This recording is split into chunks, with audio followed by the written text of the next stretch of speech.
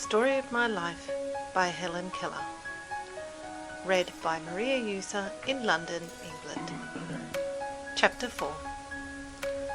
The most important day I remember in all my life is the one in which my teacher, Anne Mansfield Sullivan, came to me.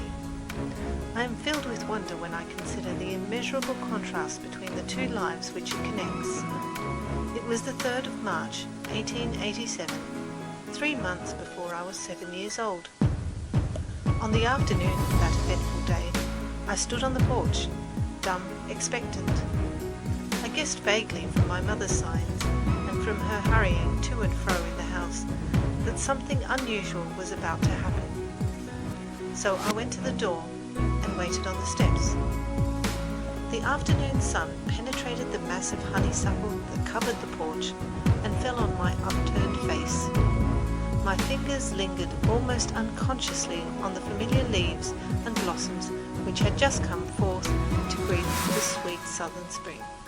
I did not know that the future held of marvel or surprise for me.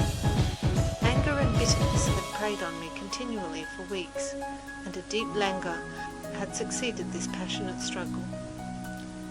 Have you ever been at sea in a dense fog when it seemed as if tangible white darkness shut you in, and the great ship, tense and anxious, groped her way toward the shore with plummet and sounding line, and you waited with beating heart for something to happen?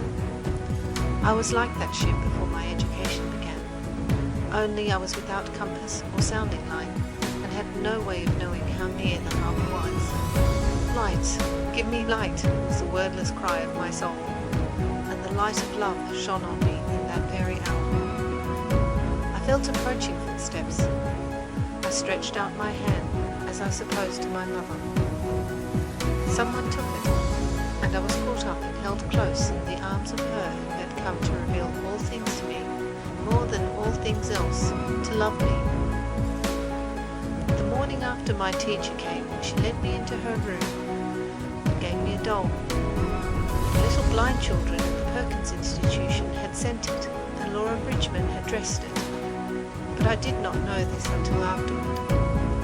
When I had played with it a little while, Miss Sullivan slowly spelt into my hand the word D-O-L-L, doll. I was at once interested in this finger play and tried to imitate it. When I finally succeeded in making the letters correctly, I was flushed with childish pleasure and pride. Running downstairs to my mother, I held up my hand and made the letters for doll. I did not know that I was spelling a word, or even that words existed. I was simply making my fingers go in a monkey-like imitation. In the days that followed, I learned to spell, in this uncomprehending way, a great many words, among them pin, hat, cup, and a few verbs like sit, stand, and walk. But my teacher had been with me several weeks before I understood that everything has a name. One day, while I was playing with my new doll, Miss Sullivan put my big rag doll into my lap, also spelled D-O-L-L, and tried to make me understand that doll applied to both. Earlier in the day we had had a tussle over the words mug and water.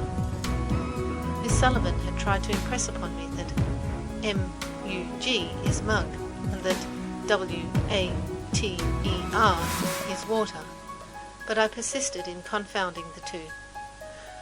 In despair she dropped the subject for a time, only to renew it at the first opportunity. I became impatient at her repeated attempts, and, seizing the new doll, I dashed it upon the floor. I was keenly delighted when I felt the fragments of the broken doll at my feet.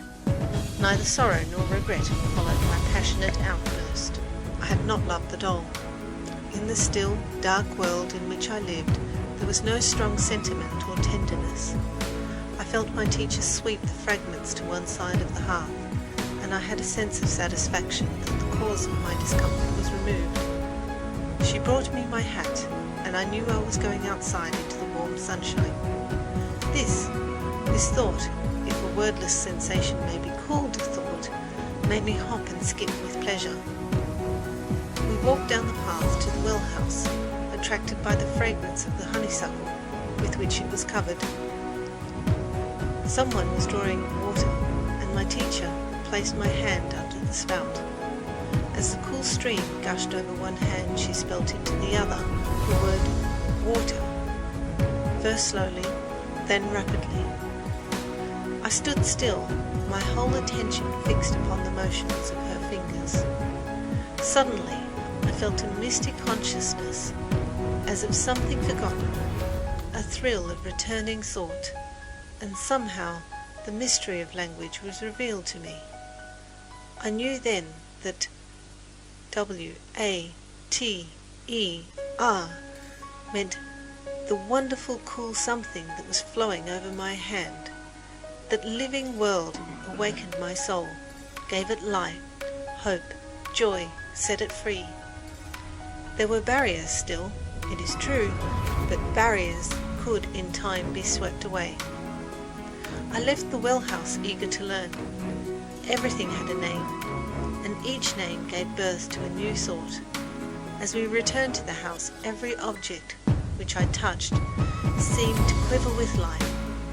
That was because I saw everything with a strange new sight that had come to me. On entering the door, I remembered the doll I had broken.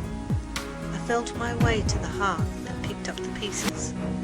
I tried vainly to put them together.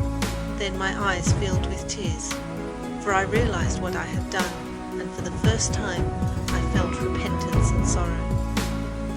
I learnt a great many new words that day. I do not remember what they all were, but I do know that mother, father, sister, teacher were among them. Words that were to make the world blossom for me, like Aaron's rod with flowers. It would have been difficult to find a happier child than I was as I lay in my crib at the close of that eventful day and lived over the joys it had brought me, and for the first time longed for a new day to come. End of chapter. Read by Maria Euther in London, England, September 2000.